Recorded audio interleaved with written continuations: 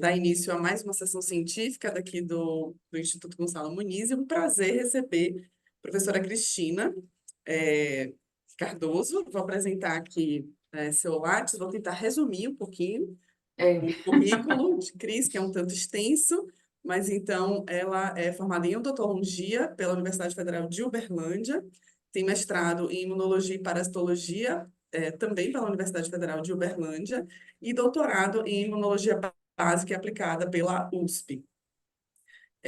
Depois, então, ela fez pós-doutorado na Universidade de São Paulo e estágio no exterior, mais especificamente na Harvard e Dental School nos Estados Unidos. Então, ela também atuou como professora adjunta e atualmente é professora da USP de associada. Ribeirão Preto, na área de imunologia. Ela tem um projeto de extensão muito importante, então, para quem ainda não conhece, recomendo que vocês sigam a professora Cristina no Instagram, no perfil do @imunologista, que é bem interessante o conteúdo dela. E então, várias linhas de pesquisas muito interessantes que ela vai falar aqui um pouquinho hoje, então vocês já podem ver aí o título sobre Covid. Então, muito obrigada, Cris, pela sua disponibilidade. Então, a gente vai ter cerca de 40 a 45 minutos e depois a gente abre para as discussões. Já queria pedir, então, para quem está no Zoom, por favor, deixar as câmeras e os microfones fechados e perguntas podem colocar aqui no chat, que no final a gente vai é, conversar aqui com a professora, tá bom? Obrigada, Cris. Então, a palavra é sua. Obrigada, Natália. Eu que agradeço o convite e é um prazer estar aqui com vocês. Né? Eu falo que eu me sinto em casa, em Salvador. É sempre um lugar muito acolhedor, muito bom da gente estar e trabalhar. Enfim, eu agradeço o convite e vou mostrar para vocês aqui um pouco do que a gente tem feito no laboratório em relação ao dimorfismo sexual na Covid-19, mas já deixando claro que a gente não trabalha só com Covid. Na verdade, eu acho que eu, assim, meu grupo, assim como todos nós, né, a gente deu uma guinada aí a partir de 2020, com a chegada da Covid-19, fim de 2019, e o nosso laboratório ele já era um laboratório que trabalhava muito a parte de amostras clínicas de pacientes, além também da parte de modelos experimentais, camundongos, cultura de células e toda essa parte de bancada. Então, quando chegou a Covid, a gente já estava, de certa forma, preparado para trabalhar com essas amostras de pacientes e a gente, basicamente, como acho que todo mundo fez, a gente deu uma breve interrompida nos outros projetos e mergulhou na Covid-19. E essa questão do dimorfismo sexual, ela veio muito também da parte da endocrinologia, porque eu, embora não seja endocrinologista, como a Natália já falou aí sobre minha formação, quando eu entrei, passei no concurso aqui na Universidade de São Paulo, uma das tarefas que eu tinha era desenvolver a área de imunoendocrinologia, ou neuroimunoendocrinologia, aqui na faculdade. Então, mesmo sem ter tido muita experiência anterior, eu acabei mergulhando nesse mundo dos hormônios, da endócrino e da relação com o sistema imune. E aí, quando chegou a Covid-19, né, a gente viu que começaram vários relatos dizendo que os homens eram mais suscetíveis, os homens ficavam mais graves, que os homens tinham piores desfechos da Covid. E aí nós resolvemos investigar toda essa história, né? Então, eu vou mostrar para vocês como a gente fez em relação à Covid, lá na época 2020, 21, 22, e como que isso está reverberando nas linhas de pesquisa do laboratório agora, uma vez que a gente continua aí na Covid, porém trabalhando com Covid longa e também ainda com algumas implicações do dimorfismo sexual, tá? Vou passar aqui. Natália, não está passando, vai ter que ser no mouse, tá? Então, já consegui aqui. Então, gente, essa questão de diferença entre os sexos na incidência, prevalência e severidade das doenças, isso vem já de muito tempo atrás, embora a gente usualmente preste pouco atenção nessas questões. né? Na verdade, nós sabemos, por exemplo, que doenças autoimunes sempre foram muito mais comumente vistas e diagnosticadas em mulheres do que em homens, enquanto homens têm uma relação aí diferencial com doenças infecciosas, né? Então, essa figura aqui, ela mostra para a gente a incidência a prevalência de doenças como lúpus eritematoso, diabetes, colite ulcerativa e doença de Crohn, que são doenças que eu trabalho também no laboratório, doenças neurológicas e outras, e a sua distribuição conforme o sexo, né? Então, de forma geral, a gente vê as mulheres com uma resposta um pouco mais incisiva, principalmente em doenças inflamatórias crônicas e autoimunes, ao contrário dos homens que têm essa relação mais nas doenças infecciosas, tá? E quando a gente fala em dimorfismo sexual, que é essa diferença entre os sexos nas doenças, a gente tem que pensar automaticamente em alguns fatores, como as diferenças genéticas, cromossômicas, né? A gente sabe que existem alguns genes que estão localizados no cromossomo Y, especificamente. A gente tem que falar também em hormônios e principalmente na expressão de receptores de hormônios que existem nas células da resposta imunológica. E esse é um tema muito pouco abordado mesmo hoje em dia, e às vezes, quando eu falo, muita gente fica surpresa, né? Que fala, nossa, não sabia que existia uma relação tão íntima entre a imunologia e a endocrinologia. E de fato tem, né? Se a gente for olhar células como macrófagos, células epiteliais tímicas, linfócitos T, B, neutrófilos, essas células expressam diversos receptores relacionados à sinalização endócrina, como, por exemplo, os receptores de andrógenos, além de receptores de estrógenos, e codificam enzimas que são responsáveis pela metabolização de hormônios. Então, os andrógenos são aqueles hormônios como testosterona, que dão as características mais masculinizantes, entre aspas, e que têm uma ação também importante no sistema imunológico, uma vez que existem receptores para esses hormônios, que são chamados de Androgen Receptors, em células do sistema imunológico. Então, sob o efeito dos hormônios, essas células mudam a sua forma de agir, elas interferem na resposta imunológica, na resposta inflamatória, como vocês podem ver aqui em diversas condições diferentes. E nós sabemos também que esses andrógenos, a testosterona especialmente, eles têm produção de forma diferente nos homens e nas mulheres. Tanto é que a testosterona ela é comumente conhecida como hormônio masculino, mas nós sabemos que mulheres também produzem testosterona, embora numa escala muito menor, né? Então, a gente tem aí também um dimorfismo sexual na quantidade de hormônios produzidos. Nós sabemos que as mulheres produzem testosterona, assim como os homens também podem produzir estrógeno, né? Não são hormônios exclusivos da mulher ou do homem, mas em quantidades diferentes e dessa forma modulam diferentemente a resposta imunológica nos contextos de saúde e doença. Bom, quando a gente fala em Covid-19, um fato que chamou muita atenção lá atrás, quando começaram a surgir os primeiros artigos falando da infecção pelo vírus SARS-CoV-2, um fato que chamou muita atenção é que receptores e correceptores relacionados à entrada do vírus nas células, eles têm a sua expressão alterada por ativação de receptor de andrógeno. Ou seja, quando a gente tem um hormônio androgênico como a testosterona na célula, esse hormônio se liga ao seu receptor, que é o receptor de andrógenos, e é preferencialmente intracelular, e por meio da translocação desse receptor para o núcleo, ele induz a transcrição de genes específicos, como, por exemplo, da protease TMPRSS2, que algumas pessoas chamam de TIMPERS, né? E da ACE2, que a gente sabe que é o principal receptor para a entrada do vírus na célula. Então, além das questões epidemiológicas que mostravam claramente uma incidência e prevalência e gravidade muito maior da Covid-19 nos homens, a gente tinha esse cenário aqui que mostrava que quando a testosterona ativava as células, era como se ela abrisse as portas para o vírus, para o SARS-CoV-2, entrar nas células que tinham receptor de andrógenos.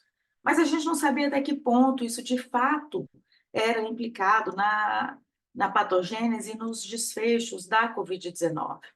Então, bem lá no comecinho da Covid, nós aqui em Ribeirão Preto, assim como vocês e outras pessoas no mundo inteiro, nós nos juntamos e estabelecemos um consórcio de pesquisadores chamado ImunoCovid para estudar biomarcadores, alvos terapêuticos e a resposta imune na Covid-19. Eu fui uma das coordenadoras desse projeto, que mostra aqui, e vários outros colegas também. Nós tínhamos um total de 9 coordenadores, ou seja, 9 subgrupos de pesquisas que trabalhavam com os mesmos pacientes, com as mesmas amostras, que colaboraram para a coleta dessas amostras e caracterização desses pacientes, mas cada subgrupo foi fazer a sua linha de pesquisa específica, né? Então, o meu grupo, ele foi trabalhar muito nessa questão do dimorfismo sexual na Covid-19. Eu aproveito aqui para agradecer todos os colegas que trabalharam incansavelmente para a gente conseguir colocar esse projeto para frente. A professora Vânia Bonato, Isabel, Miranda, Lúcia Facioli, professor Carlos Sorge, que eu vi ele entrando aí, vi Carlos Sorge entrou na reunião, professora Elisa Russo, Sandra Maruyama, Ana Paula Moraes e Marcelo Baruffi. Tá? Então, assim, das maiores dificuldades, vocês sabem bem que trabalhar com a Covid naquela época sem vacinas era a biossegurança, né? Então, a gente, felizmente, conseguiu aqui um espaço para trabalhar no laboratório da professora Vânia Bonato, que tem uma sala de cultura de nível de biossegurança 3.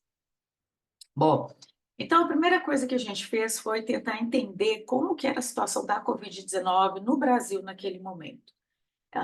Todos os relatos falavam muito do exterior, né, do que estava acontecendo na China, na Europa, mas e no Brasil? Será que essas questões da maior gravidade, maior incidência da doença em homens, acontecia também no Brasil? Esse dado se reproduzia no território brasileiro? Então, nessa época, bem no comecinho lá da Covid, a FAPESP disponibilizou para a gente um banco de dados muito interessante, proveniente dos laboratórios Fleury, do grupo Fleury, e do Hospital Sírio-Libanês, onde a gente tinha dados laboratoriais de uma gama enorme de pacientes que procuravam esses centros de saúde com sintomas de Covid-19 para diagnóstico da doença. Esses pacientes passavam por uma série de avaliações clínicas e laboratoriais, e os resultados dos testes laboratoriais eram disponibilizados publicamente nessa plataforma na FAPESP. E naquela época ainda não tinha vacina, então a gente ainda podia usar a sorologia, né, como critério diagnóstico da Covid-19. Então, nós conseguimos um banco de dados de quase 500 mil pacientes naquele momento, sendo que nós tivemos aí cerca de 25 a 26 mil indivíduos positivos com PCR ou sorologia positiva para SARS-CoV-2.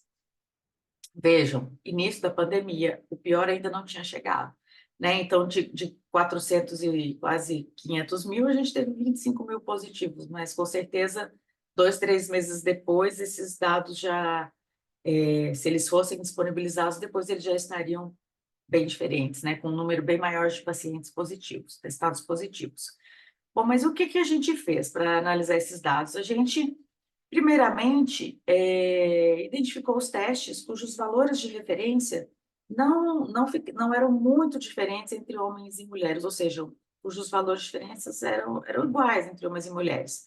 Vou dar um exemplo. Não adianta eu falar que nos homens com COVID os níveis de testosterona são mais altos que nas mulheres com COVID, se a testosterona naturalmente tem um valor de referência mais elevado, é mais alta nos homens do que nas mulheres. Então, a gente só avaliou aqueles dados que estavam presentes neste banco de dados, cujos valores de referência eram semelhantes entre homens e mulheres. E nisso a gente conseguiu separar, filtrar 42 parâmetros que foram significativamente aumentados ou diminuídos nos homens em relação às mulheres, no contexto da infecção pelo vírus SARS-CoV-2. Então, nessa análise preliminar da população brasileira, E lembrando que os laboratórios Fleury, eles são representativos de todo o território, porque existem laboratórios Fleury não só no estado de São Paulo, mas em vários estados do Brasil.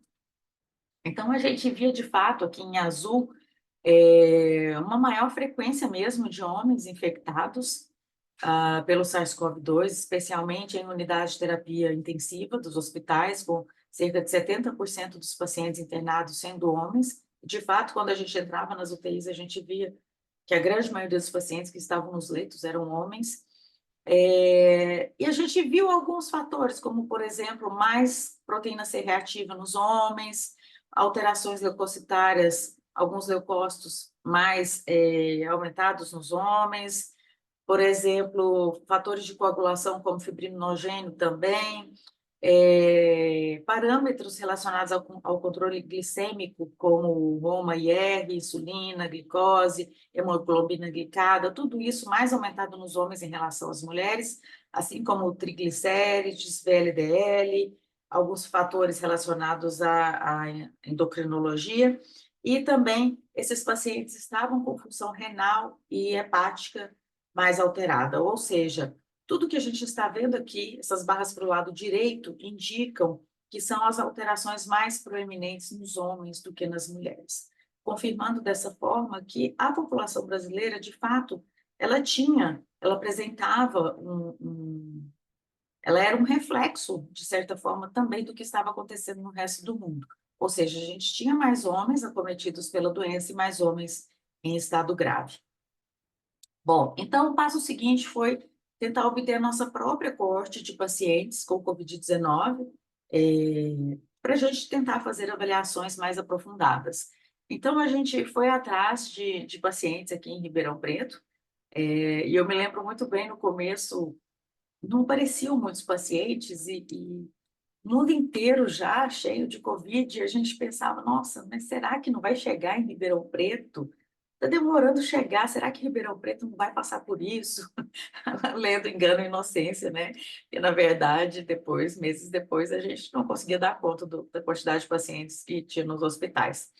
Então, a gente foi atrás de pacientes com Covid leve, Covid moderada, Covid grave, Covid crítica, pacientes em estado crítico, e a gente colheu amostras de sangue desses pacientes, outras amostras também, como lavado broncopulmonar, saliva, enfim, mas o que eu vou mostrar para vocês aqui são os resultados apenas de sangue. E esses dados foram avaliados juntamente com dados de prontuários médicos, né? E a gente fez uma série de análises, como quantificação de citocinas, transcriptoma, espectrometria de massas, enfim, vocês vão ver daqui por diante. O fato é que nós coletamos uma grande coorte de pacientes, e esses pacientes foram classificados conforme os critérios da Organização Mundial de Saúde.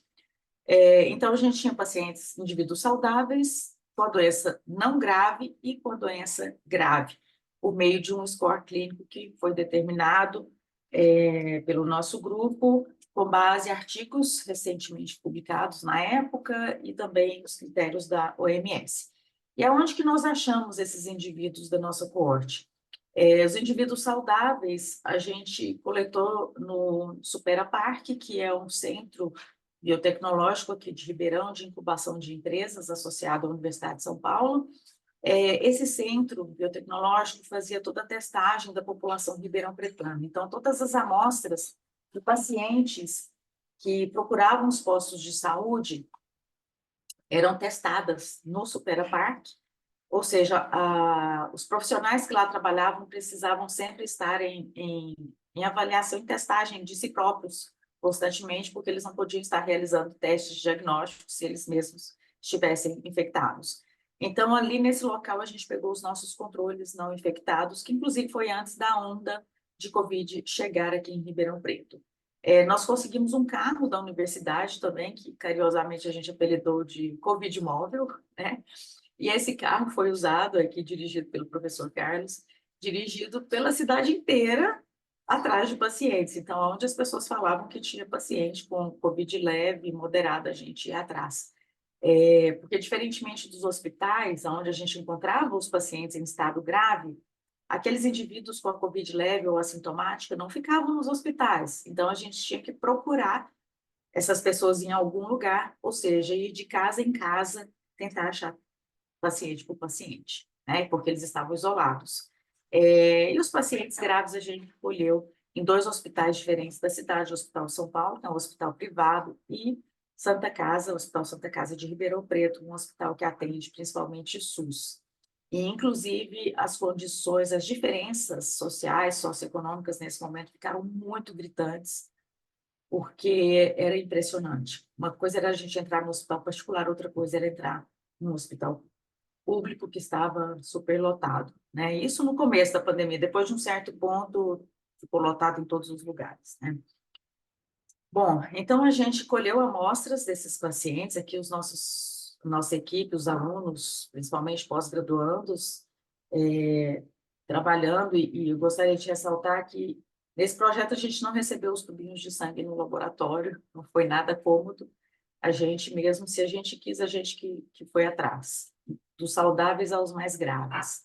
Então, a gente que teve que colher e avaliar todos os pacientes, com uma equipe que era composta de pós-graduandos, biomédicos, médicos, fisioterapeutas, biólogos, a dentista aqui, e enfim, outros mais. Então, nós mesmos testamos, inclusive o grupo controle, para ter certeza que, além da ausência de sintomas, eles não tinham infecção corrente naquele momento. E a mídia foi muito importante, assim como o trabalho de divulgação científica, porque, como eu falei para vocês, uma coisa é buscar paciente em casa, nos hospitais, outra coisa é conseguir acessar aquelas pessoas que estão isoladas em casa. Então, a gente fez uma campanha muito grande aí na mídia, nas redes sociais, na tentativa de conseguir os pacientes com a COVID leve, né? Ah, então, esses pacientes foram classificados em controles saudáveis, com doença não grave, com doença grave, conforme critérios que eu não vou repetir aqui, que todos nós conhecemos, que são provenientes lá da Organização Mundial de Saúde. Bom, e quais os principais resultados que a gente teve nesse consórcio de pesquisa? Primeiro, a gente viu o básico, né, que hoje é básico, mas que naquela época não era, a gente não sabia o que ia encontrar, o que ia ver pela frente. Vocês podem ver no decorrer da apresentação inteira, aonde é vermelho são as mulheres e aonde é azul são os homens. O HC são os indivíduos não infectados, NS non severe, doença não grave, são aqueles indivíduos com a COVID leve, leve a moderada, e severe US, pacientes com a COVID grave. Então, a gente normalmente, né, hoje a gente sabe, isso é muito comum de ver, um aumento, uma leucocitose nesses indivíduos, com aumento especialmente da população de neutrófilos e diminuição de linfócitos circulantes. E a gente viu também essas alterações em eosinófilos, basófilos, monócitos, mas não havia diferença entre homens e mulheres. Então, essa questão de a gente ter uma neutrofilia, uma linfopenia, era muito clara, ficou muito clara na COVID-19, e isso era indiferente, se era homem ou mulher. Da mesma forma, o aumento de citocinas plasmáticas, como interleucina 6, interleucina 8 e interleucina 10. Não diferia entre homens e mulheres. Então, esses parâmetros iniciais não esclareciam para a gente por que os homens eram mais suscetíveis à doença. Bom, então, já que a gente estava falando em dimorfismo sexual e em imunoendocrinologia, a gente precisava olhar para a parte endócrina. E aí nós fomos, por espectrometria de massas, quantificar os hormônios que esses pacientes estavam produzindo, inicialmente hormônios que são provenientes das glândulas suprarrenais. Então, como a gente pode ver nesse esquema aqui, que parece mais uma aula de química, né? Esses hormônios esteroides, eles são derivados do colesterol e são metabolizados por diversas enzimas até que o colesterol se transforma em hormônios como cortisol, testosterona, estrógeno, deidroepiandrosterona e outros, né? Então, isso aqui tudo acontece lá nas glândulas suprarrenais, no córtex das suprarrenais. E o que a gente viu é que não tinha diferença entre homens e mulheres de deidroepiandrosterona, que é o principal andrógeno produzido nas suprarrenais, e também não tinha diferença de cortisol. Porém, a cortisona, né, que é um derivado do cortisol, estava significativamente reduzida já na população masculina em relação às mulheres, especialmente aqui quando a doença ainda não estava grave. E, além disso, fomos avaliar hormônios que são produzidos pelas gônadas, pelos testículos, sendo o principal deles a testosterona, que faz esse dimorfismo sexual, essa diferença entre homens e mulheres. E esse achado foi gritante, né? Nós vimos que à medida que a Covid-19 ficava mais grave, a testosterona reduzia cada vez mais. Então, aqueles homens saudáveis que tinham a testosterona bem alta, no estado fisiológico normal, quando eles se infectavam pelo SARS-CoV-2, a testosterona ia diminuindo, de forma que quando chegava no estado grave da doença, a testosterona dos homens estava tão reduzida, mas tão reduzida, que ela se assemelhava à testosterona nas mulheres. Ou seja, normalmente as mulheres têm aí cerca de 10 vezes menos testosterona que os homens. Mas na COVID grave, era como se o homem, sob o ponto de vista endócrino, de produção de testosterona, ficasse como uma mulher, né? De tão baixa que ficava a testosterona.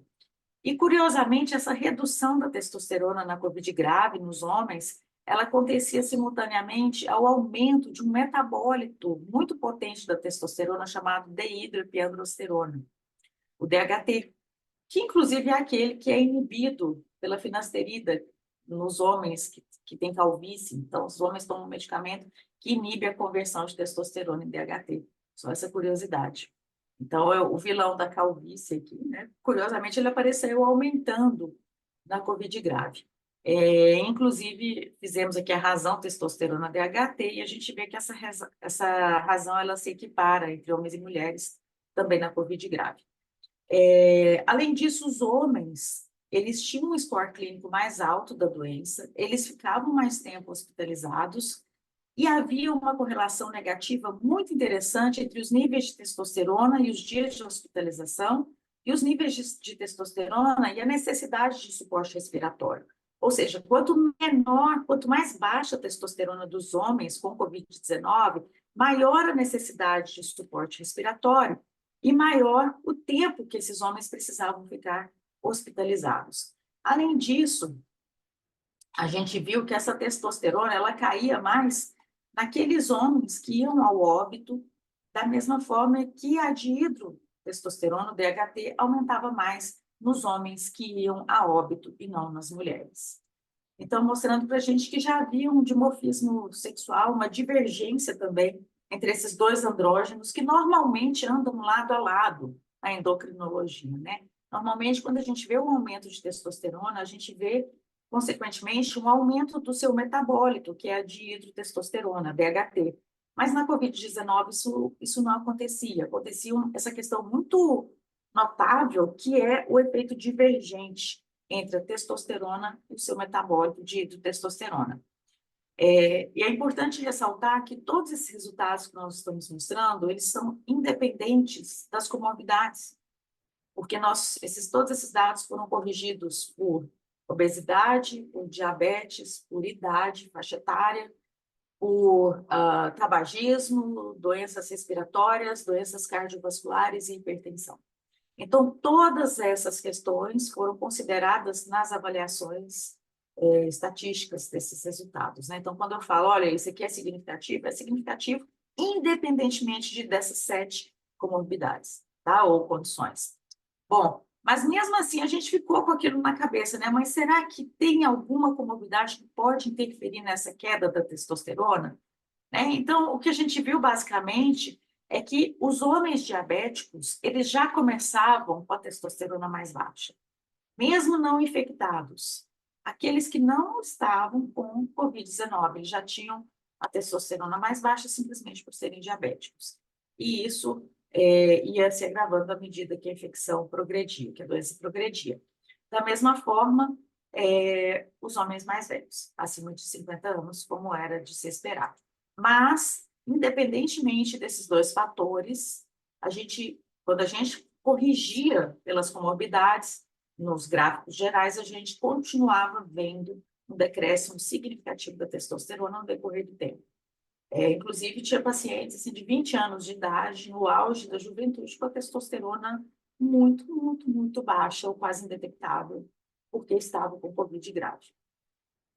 Bom, e essa testosterona, ela também se correlacionava com as alterações imunoendócrinas. Então, além de se correlacionar negativamente com o tempo de hospitalização, com necessidade de suporte respiratório, a gente via nos homens que havia uma correlação negativa importante entre os níveis de testosterona e marcadores como interleucina 6, interleucina 8, o score da doença, a neutrofilia e algumas outras correlações interessantes, positivas ou negativas.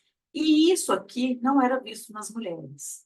Então, a gente via claramente que essa questão da testosterona influenciando nos desfechos da Covid-19 acontecia nos homens, mas não nas mulheres. E, de fato, quando a gente olha essa imagem aqui, a gente vê que a testosterona, ela tinha um papel protetor na Covid-19, enquanto o seu metabólito de hidrotestosterona, quanto mais ela aumentava, maior aumentava o risco de óbito dos homens com Covid-19, tá? Então, quando a gente, só relembrando aqui nesse diagrama, a testosterona, ela entra dentro das células para se ligar ao seu receptor, que é o receptor de andrógenos, e isso gera uma alteração na expressão gênica da célula.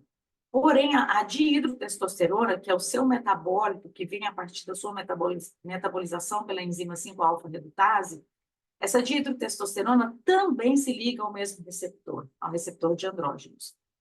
No entanto, a ligação da dihidrotestosterona ao receptor de andrógenos é uma ligação mais forte e é um sinal mais intenso, né? Vamos dizer assim, é como se fosse um andrógeno muito mais potente do que a testosterona. Então, talvez essa questão de ligação ao receptor e de transmissão do sinal intracelular pode sim levar a uns desfechos diferentes que a gente viu. Ou seja, enquanto a testosterona era protetora, a dihidrotestosterona era um marcador de morte nesses pacientes, nesses homens, mas não nas mulheres graves com Covid-19.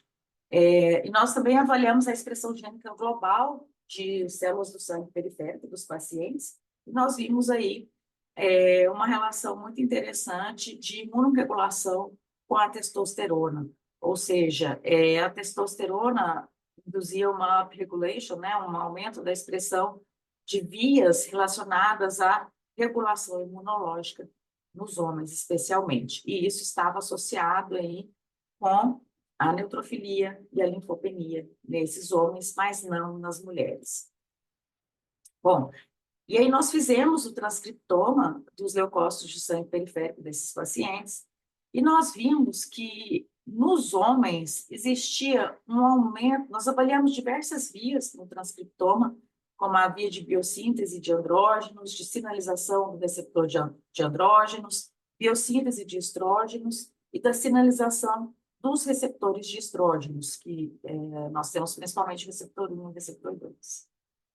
E o que ressaltou nessa análise do transcriptoma é que nós temos um aumento da expressão da via, né, um upregulation aí da via de sinalização do receptor de andrógenos nos homens com a COVID grave. E, curiosamente, esse aumento da sinalização da via do receptor de andrógenos está relacionado à modulação de genes como a protease, que é um correceptor para a entrada do vírus na célula, a interleucina 6, receptor de interleucina 6, a 5-alfa-redutase, que é a enzima que transforma a testosterona em DHT. Então, todos esses genes estavam modulados no transcriptoma de sangue periférico dos homens, já estou acabando, Natália, dos homens com alteração na via de sinalização do receptor de andrógenos. Mas a pergunta que ficou depois foi, será que a gente tinha já esses marcadores para pior evolução da Covid-19 nos homens quando eles ainda não estavam graves? Será que a gente conseguiria prever essa progressão? Bom, então a gente voltou naquela população com a Covid não grave, que eram aqueles indivíduos leves a moderados, que estavam, na sua maioria, em casa, embora alguns estivessem hospitalizados, especialmente no hospital privado, que internava pacientes com Covid leve, moderada, porque tinha leito na época e era interessante. Embora no sistema público, lá na Santa Casa, a gente tinha fila de pacientes precisando, pacientes graves que estavam em ambulatório e deveriam estar no UTI. Então, a gente via aí um maior tempo de hospitalização, mesmo dos indivíduos não graves, maior necessidade de suporte respiratório nos homens, e aqueles não graves que evoluíam pior, mais homens morriam, dentro daqueles que evoluíam pior. E a testosterona, ela ficava mais reduzida nos homens não graves que tinham acima de 50 anos de idade. Vejam, não estou naquele grupo mais grave, estou no grupo leve a moderado. E mesmo nesse grupo, até se aqueles homens tivessem mais de 50 anos, eles já começavam a evoluir com queda significativa da testosterona e também da cortisona, como a gente vê aqui, acima de 50 anos. Aquelas correlações imunológicas e clínicas com a queda de testosterona também eram vistas nos homens não graves, e os homens acima de 50 anos de idade, ainda com a COVID não grave, também tinham uma upregulation, um aumento da expressão da via do receptor de andrógenos, da sinalização do receptor de andrógenos no seu transcriptoma.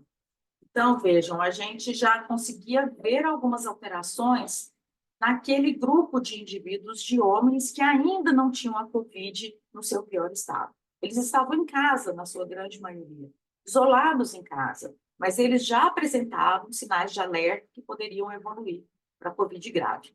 E aí a gente foi tentar estabelecer um conjunto de variáveis ou uma assinatura que pudesse nos ajudar a prever essa evolução pior dos homens da COVID leve ou moderada para a COVID grave. Ou seja, será que a gente conseguiria se antecipar ao pior desfecho? Será que eu conseguiria estabelecer critérios que pudessem, que o médico ali na beira do leito, ou aquele paciente que está em casa ainda, que a gente conseguisse falar, olha, você tem todas as características que vai te levar para a COVID grave, então você precisa tomar algumas providências, né? Bom, então a gente fez uma análise de correspondência com esses dados, todos esses dados clínicos, imunológicos e endócrinos que nós coletamos na coorte de pacientes não graves, especificamente dos homens não graves. Bom, então, como vocês podem ver esses pontinhos coloridos aqui no gráfico de correspondência, cada pontinho significa uma variável diferente. Por exemplo, a bolinha preta significa a porcentagem de eosinófilos no sangue periférico. Esse roxo aqui é o score da doença. O verde é neutrófilo. Da mesma forma que a gente tem em azul claro, interleucina 6, ou idade, no azul mais escuro, e assim por diante. Testosterona, nessa cor aqui meio laranja, amarronzada, né? Então, a gente, conforme a disposição desses dados no gráfico, a gente conseguiu determinar 4 quadrantes que segregavam esses pacientes, esses homens com a doença não grave.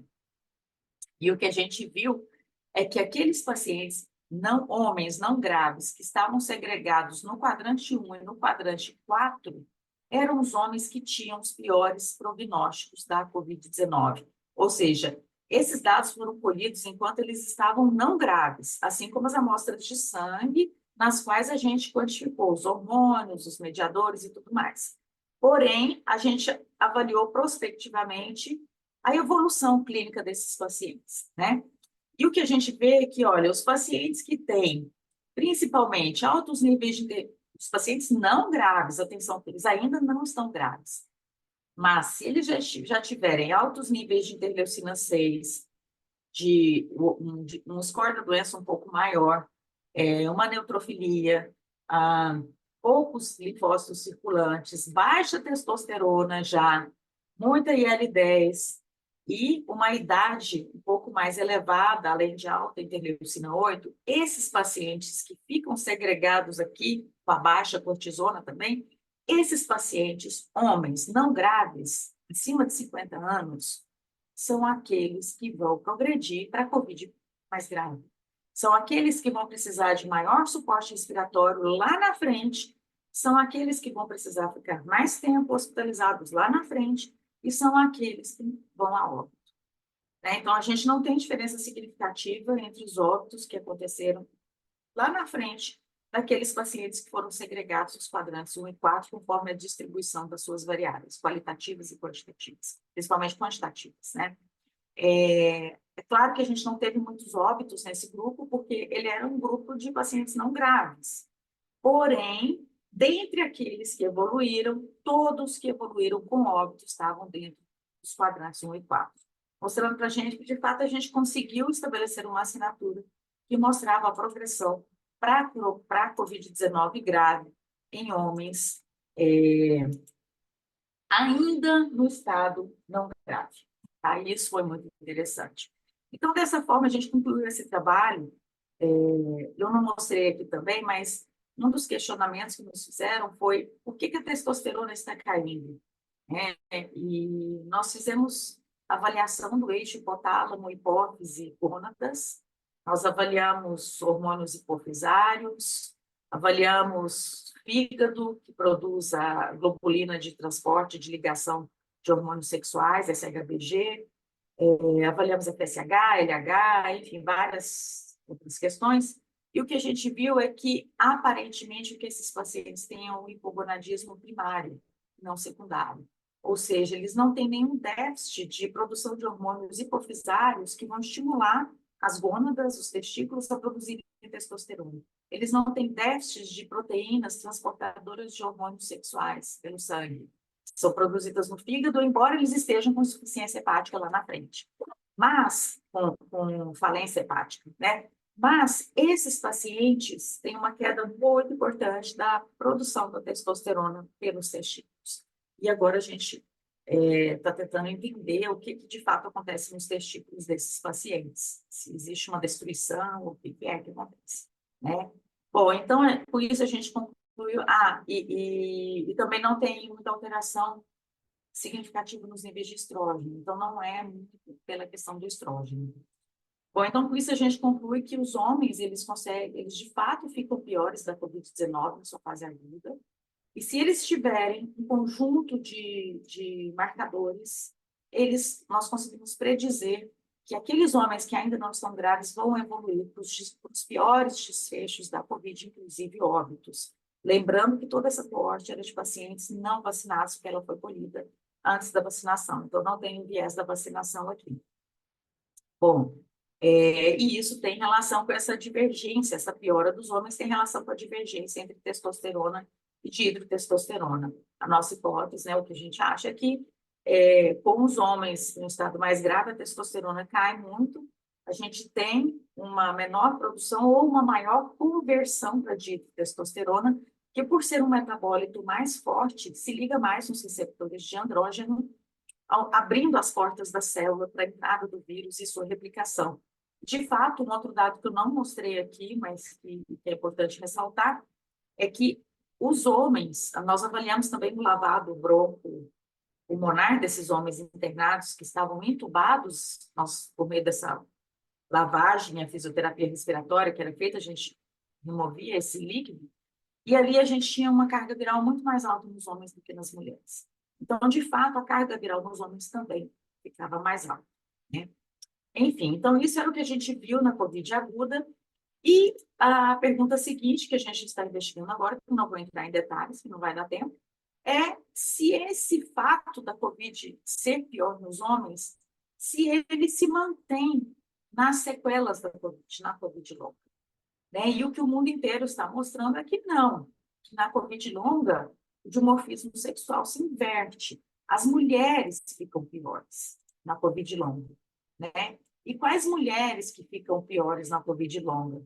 Justamente aquelas que têm manifestações gastrointestinais. Então, mulheres que, durante a fase aguda da doença, tiveram diarreia, tiveram dores abdominais, enfim, nós temos uma série de quesitos lá de sintomas gastrointestinais, náuseas, vômitos. Essas mulheres e mulheres que apresentavam mais sintomas gastrointestinais na fase aguda da doença são aquelas que mantêm por mais tempo o processo inflamatório crônico na COVID longa, assim como a sintomatologia de COVID longa. Tá? Esse estudo aqui ainda está em andamento, da Covid longa, não vou entrar muito em detalhes agora, mas só mostrando aqui também que a gente ainda está investigando, mas que na fase aguda, se a gente dividir os pacientes lá atrás da fase aguda em pacientes que tiveram ou não tiveram diarreia, como sintoma da Covid aguda, a gente vai ver também que tem uma alteração diferencial de cortisol e interleucina 8 nos homens em relação às mulheres. Ou seja, ao que tudo indica, existe uma rede de interações entre hormônios sexuais, Covid-19 e de intestino, trato gastrointestinal. Então, esse eixo pulmão-intestino é por aí que a gente está indo agora, né, uma vez que a gente está vendo que as mulheres, ao contrário dos homens, na fase crônica, quem fica pior são as mulheres, especialmente aquelas com sintomas gastrointestinais. Tá? E só para fechar, eu queria contar uma historinha rapidinho para vocês, um minutinho só, Natália, estou acabando aqui.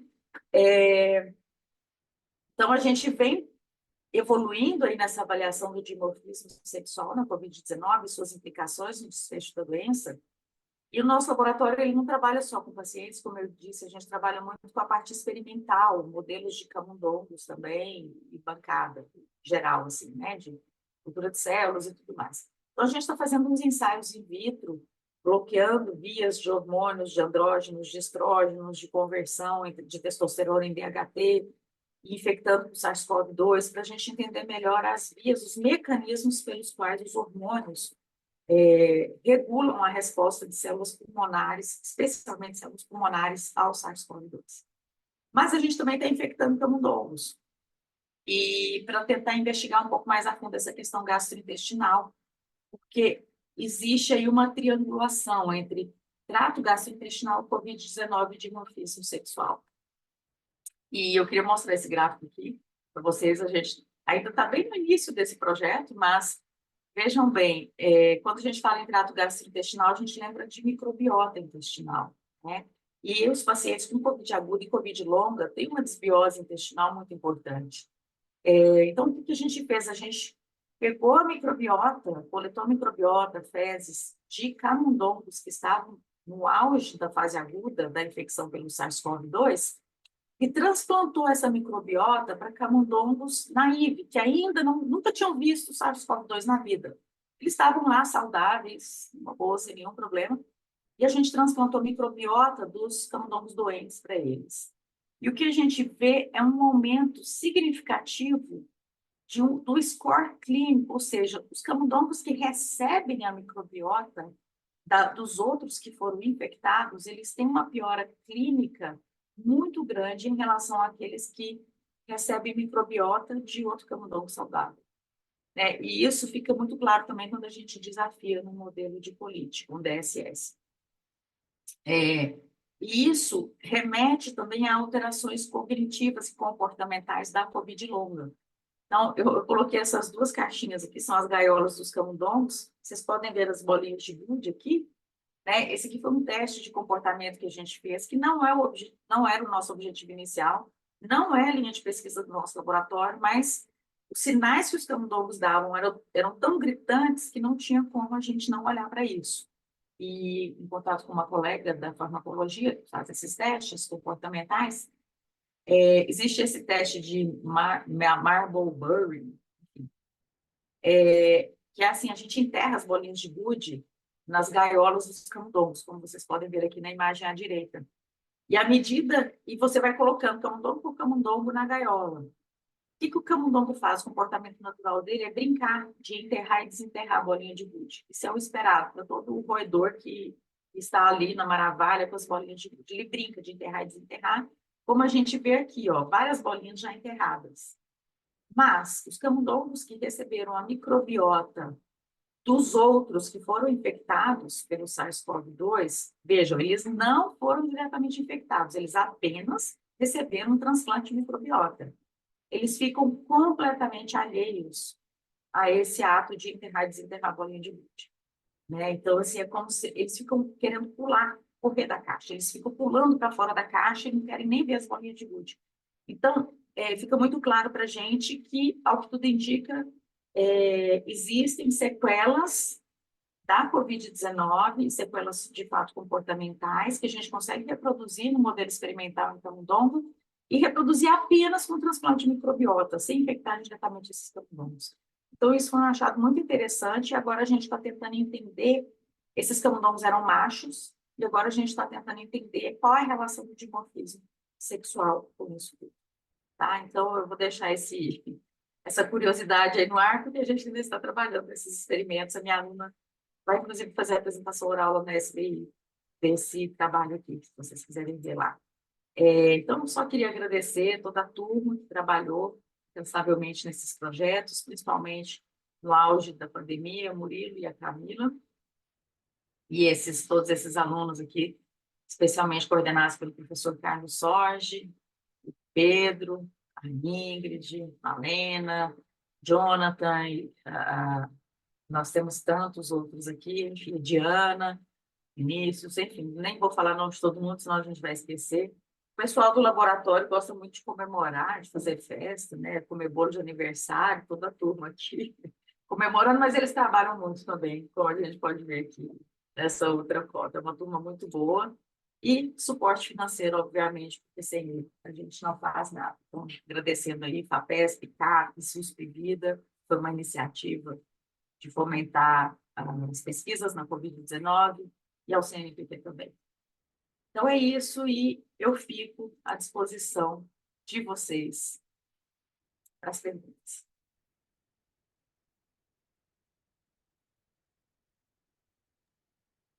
Oi, Cris, está me ouvindo? Estou ouvindo, estou ouvindo.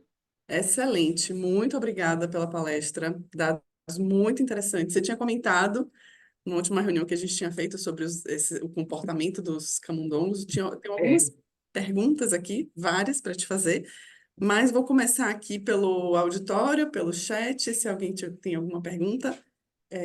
Só vou passar o microfone aqui para a Elaine. Ah, ótimo. Não sei se você vai conseguir ver ela. Ah, Rodrigo vai me ajudar aqui. Precisa, claro. Só um minuto. Tá vendo aí a estou galerinha? vendo, estou vendo, estou vendo. Só o Rodrigo levar o microfone para ela. Só um minuto. Bom dia, excelente apresentação, gostei muito. Bom Eu dia. fiquei com uma dúvida, porque no início você fala que tem esse receptor de andrógeno, que ele reconhece a testosterona, e logo em seguida você fala do DHT e mostra que ele está associado à gravidade, enquanto a testosterona está associada a uma Sim, resposta mais protetora. E aí, se esses receptores andrógenos, eles reconhecem a testosterona e que tem um sinal, né, que muda uma expressão para o aumento de receptores que façam com que o vírus entre na célula, e esses receptores reconhecem a testosterona, o que é que muda para a testosterona ser considerada protetora e o DHT ser considerada um sinal de gravidade? essa pergunta é a pergunta do milhão, né? Todo mundo perguntou isso e sabe que, a princípio, a gente até estranhou esse dado, porque normalmente, quem é médico aí, trabalha com na área de endocrinologia, sabe?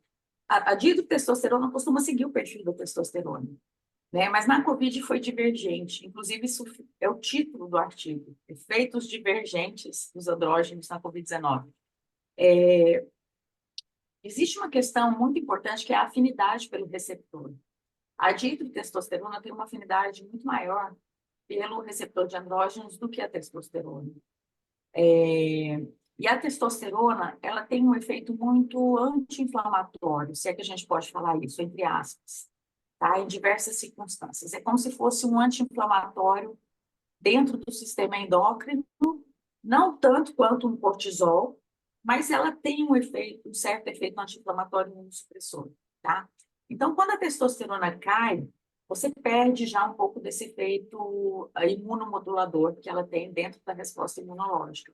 E à medida que a dihidrotestosterona aumenta, você aumenta a ligação e a afinidade de um hormônio que é muito mais potente ao receptor de andrógenos, né? Então, assim, a dihidrotestosterona é como se ela tivesse 10 vezes mais potência do que a testosterona. Então, eu acredito que essa afinidade de ligação pelo receptor, aí já indo para um lado mais bioquímico, sabe? Que que essa afinidade da ligação ao receptor é que está fazendo o diferencial, né? Porque é a principal diferença entre esses dois hormônios, é a afinidade e a força do sinal. Então, é uma questão mais bioquímica, que a gente precisa realmente estudar, especialmente, né, com colegas que fazem mais a parte de imunoquímica. Mas é fato que a gente vê que existe uma modulação da expressão de TIMPers, de 5-alfa-redutase, que faz a conversão de testosterona para DHT, e de outros genes relacionados ao aumento da inflamação nesses pacientes com a COVID grave, e que tem, inclusive, realmente aumento da carga viral. Parece que realmente esse aumento de DHT abre as portas das células de uma forma inesperada do vírus entrar. Tá, Elis? Ótimo, excelente. Eu vou só aproveitar esse gancho aqui da discussão, posso? Para Pode, perguntar. claro. Você comentou isso, né, Cris, que quando você avaliou secreção traqueal, tinha aumento de carga viral, e essa Sim. discussão agora com relação à testosterona. Desculpa se eu perdi isso na sua apresentação, mas você mostrou que Não, eu não mostrei. Eu só falei. não, isso, que tem aumento da expressão dos genes que codificam, né, isso, ACE2. Isso que eu queria perguntar, se você avaliou, por exemplo, esses indivíduos que têm mais testosterona, se tem alguma questão da afinidade, se você avaliou algo mais funcional, digamos assim, em termos de indivíduos que têm níveis mais elevados de testosterona, realmente os receptores deles têm maior afinidade com vírus ou não, algo nesse sentido, ou foi só expressão gênica? Não, nos pacientes, não. Nos pacientes, a gente fez a avaliação do transcriptoma, do sangue periférico, e a gente colheu células e lavado bronco-pulmonar também, porque os pacientes entubados, né, o pessoal os fisioterapeutas que trabalham dentro das UTIs fazem aquela manobra de E é fisioterapia rotina, né? respiratória, né, Isso. rotina. É rotina, inclusive foi uma questão assim, o fato da gente ter que entrar, da gente não ter recebido as amostras bonitinhas no laboratório, né? Isso ajudou, foi muito difícil, porque a gente tinha, nós mesmos íamos para os hospitais, mas foi muito bom, porque a gente via o que acontecia dentro das UTIs. E a nossa equipe, uma das coisas que foi vista é que os fisioterapeutas descartavam esse líquido no ralo, ia embora, sabe? Sim. Quando tiravam da fisioterapia respiratória, porque eles jogavam uma solução salina, faziam a massagem e puxavam aquele líquido de fora, de volta, para descartar com, né, o lavado bronco-pulmonar desses pacientes. E aí a gente começou a falar, não, peraí, não joga fora não, dá pra gente, né? E a gente viu que, de fato, tinha uma carga viral mais alta nessas amostras, está no artigo publicado também, esse gráfico, mas a parte mais detalhada dos mecanismos da imunoquímica, da afinidade de ligação, a gente está vendo tudo in vitro, Sim, porque sim. aí in vitro a gente consegue modelar melhor, né? Então a gente está fazendo isso in vitro. Ah, ok, ótimo. Estão fazendo agora, né? Inclusive, Natália, em condições de hiperglicemia Sim, e hipoglicemia, porque a gente viu que lá os diabéticos, você viu que sim. eles já começam com a testosterona mais baixa. Isso. Então, a gente também está alterando a glicemia do meio de cultura frente Sim. à infecção para ver como que essa glicemia se relaciona com essa sinalização de receptor de andrógenos. Muito interessante. Os eixos todos interconectados, né? Sim, e é interessante porque, assim, quando a gente acaba tendo que trabalhar, e foi uma questão que, assim, eu acabei entrando nessa área de imunoendocrinologia, neuroimunoendocrinologia, meio que por acaso, não era minha linha de pesquisa nem de trabalho, mas eu comecei a dar aula disso para graduação, para pós-graduação, e daí eu refleti na pesquisa. Parece que a gente abre assim, né, a visão e começa a enxergar muito mais, porque o sistema imunológico ele não é só aqueles capítulos do livro do Abas, né? Ele tem um monte de coisa interferindo, e a gente precisa olhar para os lados. Exato. Biologia de sistemas, né? Tá tudo influenciando. Sim, sim. Muito bom. Vou vir aqui para o chat, porque tem algumas perguntas aqui. Lorena pergunta, te parabeniza pela relevância do estudo e pergunta se tem algum estudo com reposição de testosterona para a melhora Nossa, do quadro do essa prognóstico. pergunta é muito boa. Eu não queria polemizar, não, mas já que ela fez a pergunta,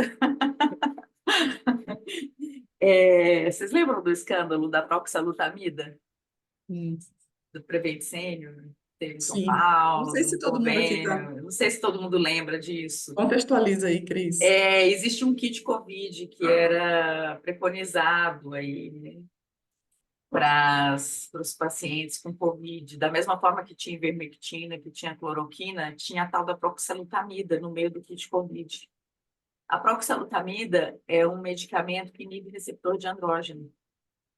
E essa proxalutamida foi usada indiscriminadamente nesse convênio médico aí no estado de São Paulo, na cidade de São Paulo especificamente, e muita gente morreu, né? Porque achavam, já estavam vendo que os homens ficavam piores, daí achavam que o problema era a testosterona, então tinha que bloquear a ação, bloquear total o receptor de andrógenos. E começaram a dar proxalutamida para esses pacientes. Da mesma forma que em outros lugares começaram a repor testosterona. Mas não resolve, piora a situação, porque a gente tem que pensar que no sistema imunológico é tudo um balanço. Você não pode simplesmente ir lá e inibir totalmente o receptor de andrógenos, ou simplesmente fazer uma reposição hormonal que vai ter reflexos graves em outros sistemas. Existe o equilíbrio, e atingir esse equilíbrio é muito difícil, né? Então, sim, foram feitos ensaios clínicos, inclusive com a finasterida, que é esse medicamento que o pessoal usa para calvície, né? Que a finasterida, ela impede a conversão da testosterona em dihidrotestosterona, em DHT, e também não teve sucesso esse ensaio clínico. Mostrando não só o uso da finasterida, que foi um ensaio clínico sério, tudo direitinho, registrado, randomizado, tudo certinho, não só o da finasterida não deu certo, como a proxalutamida matou muita gente. Inclusive, eu falei isso numa palestra online, no auge da pandemia, e mostrei uns resultados, porque a gente tem uns resultados in vitro, com bloqueio de receptor de andrógenos, e os resultados não são bons. Carga viral sobe, sabe? É estranho falar isso, mas a gente precisa do equilíbrio entre testosterona e dihidrotestosterona. Então, bloquear total não resolve. E sem querer polemizar, mas já polemizando, a minha fala foi cortada e montaram um vídeo, postaram no Twitter, eu falando dessa fala, e virou uma confusão danada lá no Twitter com isso, né? Questão política, virou, porque na época tinha um monte de gente morrendo com a proxalutamida. Então, assim, a gente tem que tomar cuidado com essa questão de reposição e bloqueio hormonal, porque isso não é tão simples quanto parece, mesmo em pessoas que não estão com Covid. A gente sabe que o hormônio tem outros efeitos, né? Sim, efeitos ainda bem desconhecidos e realmente Sim, muito sim, cuidado com essas questões de reposição hormonal, que a gente sabe que sim, sim. efeitos. Uhum. E muita coisa desconhecida. Para você ter uma Exato. ideia, a gente vai ter uma mesa redonda lá na SBI agora só sobre dimorfismo sexual em doenças. E nós vamos ter uma apresentação falando de transgênero, pessoas transexuais que fazem reposição hormonal. Vai Sim. ser muito interessante, que o professor Carlos vai mostrar. A gente não tem nem parâmetros laboratoriais básicos definidos. Se você falar assim, um hemograma, o que essa população que faz tratamento hormonal, quais são os valores de referência de um hemograma? A gente não Sim. sabe. Então, assim, é tudo muito desconhecido ainda. Incipiente ainda, né? Tudo muito inicial. Sim. Muito bom, Cris, excelente. Só mais uma pergunta. Se aqui no auditório alguém quiser fazer mais Estou alguma vendo que pergunta. a Camila perguntou aqui alguma coisa da leishmaniose. Oi, Mara- Camila. Tudo Deixa eu bem? só, para eu não perder aqui, que tem uma Tá pergunta bom, desculpa. de Vivi. Excelente trabalho, parabéns pela apresentação. Há evidências de outras doenças infecciosas que têm essa associação entre redução de testosterona e gravidade?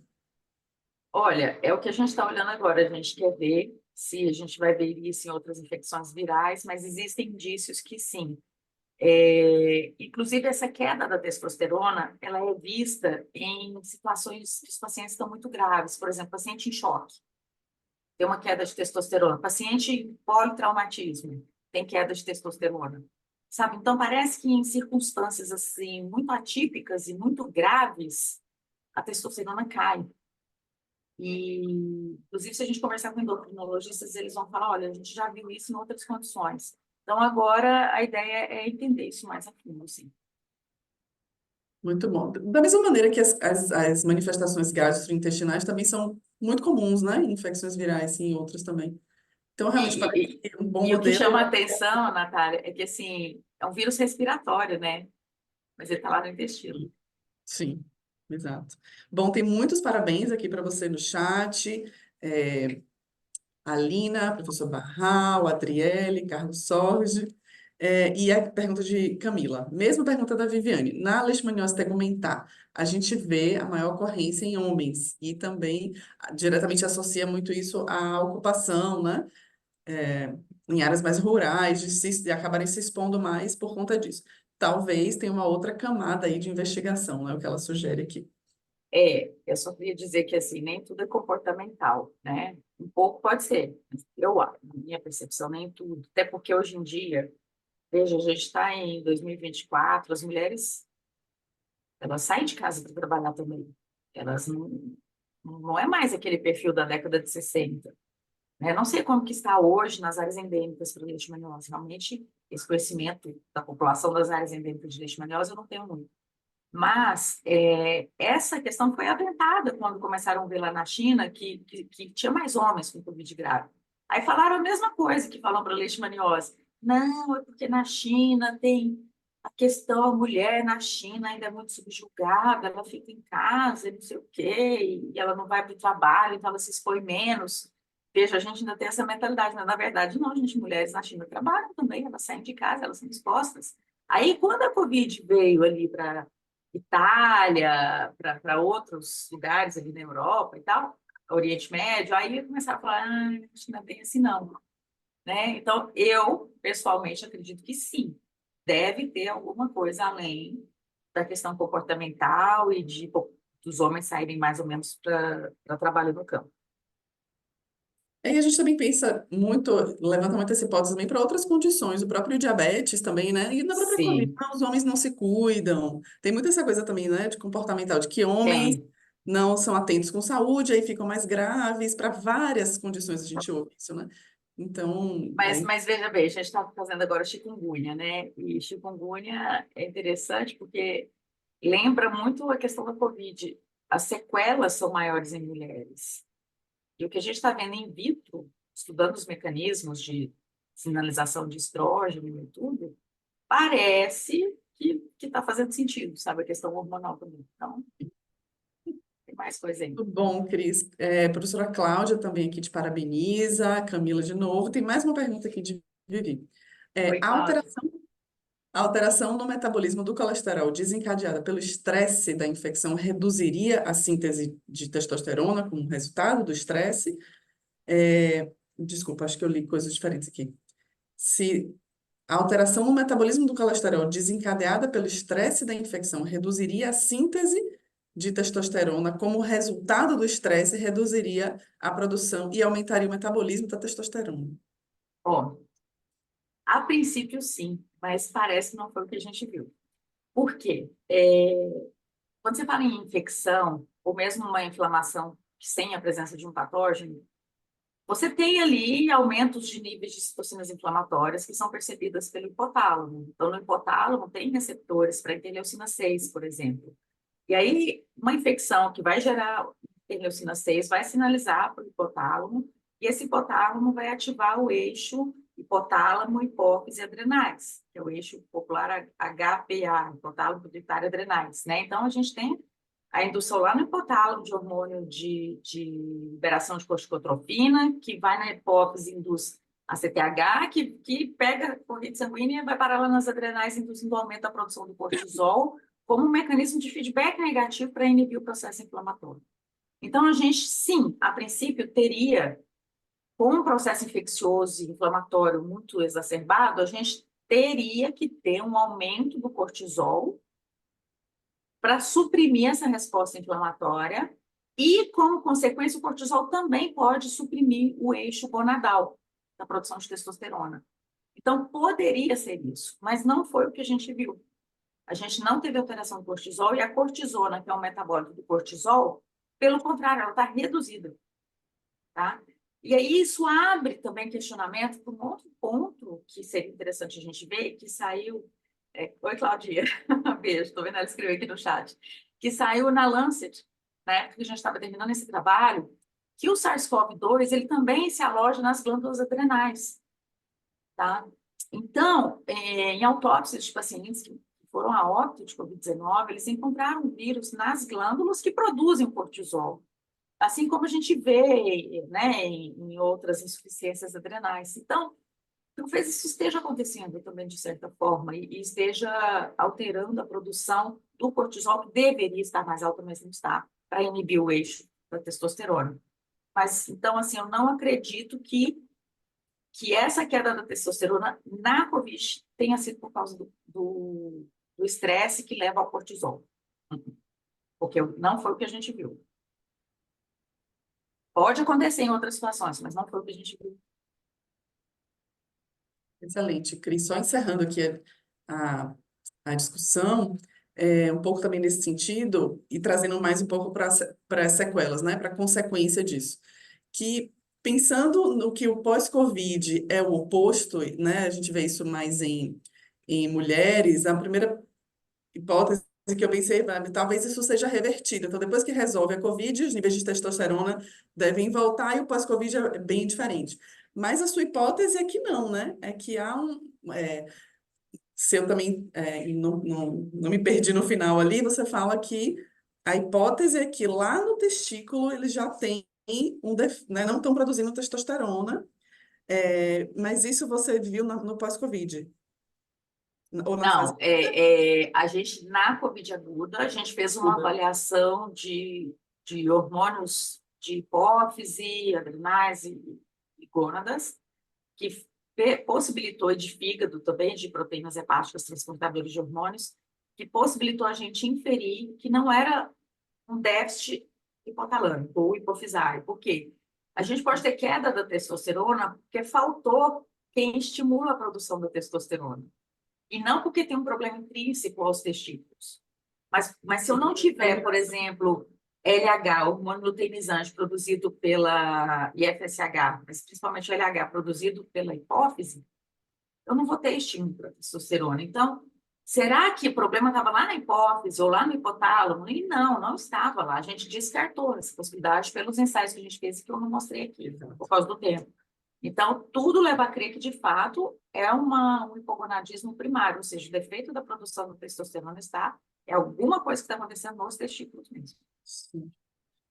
Isso, a hipótese é que isso se mantém, então, né? Isso não se reverte. Olha, a gente agora vai quantificar esses hormônios na COVID longa, porque a gente ainda não tem esse resultado.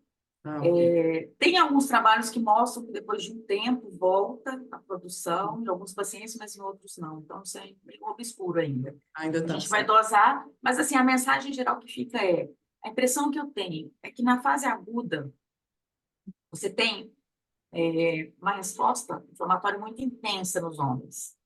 E isso pode ajudar, de certa forma, a controlar a viremia. Embora a gente tenha visto mais vírus no trato respiratório, Sim. com o passar do tempo, né, a gente acredita que esses vírus são melhor eliminados, porque você tem uma resposta inflamatória mais intensa. Enquanto as mulheres, na fase aguda, elas vão ali naquela situação meio morna, sabe? Porque o estrógeno dá uma segurada na resposta inflamatória. Só que quando o paciente sobrevive, ele passa desse momento crítico aí da fase aguda, e ele desenvolve as sequelas, o que que acontece? A mulher, ela não inflamou o suficiente na fase aguda para controlar totalmente a infecção viral. E aí pode ser, não estou falando que tenha, pode ser que ela tenha restos, Persistência. persistência, se não do vírus viável, mas de antígenos virais em algum lugar que estão mantendo essa resposta inflamatória crônica. Né? E, curiosamente, Natália, os pacientes, independentemente se é homem ou mulher, mas os pacientes que têm sequelas de COVID são aqueles que têm antígenos virais no intestino. Isso, uma super publicação que saiu há pouco tempo, uma revista assim, de altíssimo impacto. Então, assim, tem resto de vírus no intestino e parece que isso está casando um pouco com o que a gente vê na COVID longa. Ai, ótimo. Bem legal. Geraldo fez uma última pergunta aqui. Existem estudos que mostram que o lúpus pode desenvolver de forma mais grave em homens associados a questões hormonais? Não, na verdade, é o contrário, né? É mais comum em mulheres, né? O lúpus, ele é mais comum em mulheres, a gente vê muito mais as manifestações em mulheres. Inclusive, é 10 para 1, né? A Cada 10 frequência. mulheres, a cada 10 mulheres, um homem com lúpus. É uma das doenças autoimunes onde a gente vê mais claramente o dimorfismo sexual, né? E muita coisa precisa ser estudada ainda, sabe, Natália? Existem muitos dados epidemiológicos e muito pouco mostrando o que realmente acontece. Muito pouco. Sim. Muito bom. E é tudo muito complexo, né? Muito, O seu muito. dado da questão comportamental dos camundongos é muito interessante. Nossa, eu tô assim intrigada com isso, porque, E gente, eu pensar que a microbiota influencia no comportamento. Já tem algumas coisas em humanos também fazendo, né? Que fazem transplante disso, de manifestações de depressão, por exemplo. O sim, doador, né? Tinha um quadro depressivos e a paciente estava recebendo o transplante, não tinha e passou a ter. Por uma questão de desbiose também, né? Que tinha, enfim, e é muito interessante. sabe, a minha hipótese, né, é que assim, a gente tem com a COVID uma quebra da homeostasia intestinal. Então, você tem um aumento da permeabilidade intestinal, uma quebra da barreira epitelial, uma translocação microbiana para dentro, um processo inflamatório crônico causado mesmo pelas bactérias que estão ali no intestino, nas fezes e tal. E, de alguma forma, isso corrobora com ativação crônica, não sei se por um conhecimento cruzado de antígenos ou por restos de antígenos virais que ficam ali no intestino, porque esses não são vírus viáveis. Esse trabalho mostrou que quem tem sequela tem antígenos, mas não são partículas viáveis, elas não se replicam. E isso, de alguma forma, deve estar ativando clones de células de memória, alguma coisa ali na mucosa intestinal, porque a mucosa intestinal é riquíssima em linfócitos T de memória, riquíssima. Né? Tanto é que a gente vê na infecção por HIV, a primeira grande destruição que a gente tem é de linfócitos T de memória do intestino. Então, alguma coisa eu acho que está acontecendo ali, mantendo clones de resposta inflamatória persistente. Mas que isso é observado em várias outras, né, infecções virais. Então, assim, talvez na COVID seja mais expressivo, mais intenso, mas que em outras infecções virais também, mesmo respiratórias, né, as Sim, manifestações sim, intestinais sim. também aparecem. Bom, Cris, por mim, a gente ficaria aqui a manhã inteira conversando, mas estou recebendo sinais aqui de que pelo Eu jantar. sei. É, Eu só queria deixar registrado que a gente gravou, tá? A sua sessão científica, e a partir da semana que vem ela já vai estar disponível no canal do YouTube da Fiocruz, aqui do IGM. Então, para quem não pôde acompanhar, tá? A partir da semana que vem vai estar lá. Então, mais uma vez, queria te agradecer muito, foi excelente, como você pôde ver pelos comentários. E vamos combinar essa volta aí com esses dados dos vamos, camundongos, vamos. Vamos sim. todas essas questões intestinais, vai ser bem Logo, legal. logo a gente vai ter isso, Cris. Deu tudo certo. Já fica o convite, tá bom, Cris? Tá bom, obrigada, Natália. Obrigada a todos aí por estarem até agora. 10h20 Queria já. agradecer a Obrigada, todo mundo. gente. Até semana que vem. Bom fim de semana. Tchau, tchau. Tchau, Cris. Tchau para vocês também. Ó, a Cláudia te dando tchau aí. Tchau, Cláudia. A gente se vê lá em Fortaleza. Vai estar lá? A gente se vê lá. Aí eu vou mostrar a doença de Crohn, o dimorfismo sexual. A gente vai. Tchau, tchau, tchau, Nath. Tchau, gente. Tchau, Cláudia. Vou encerrar aqui, tá? Nosso Zoom.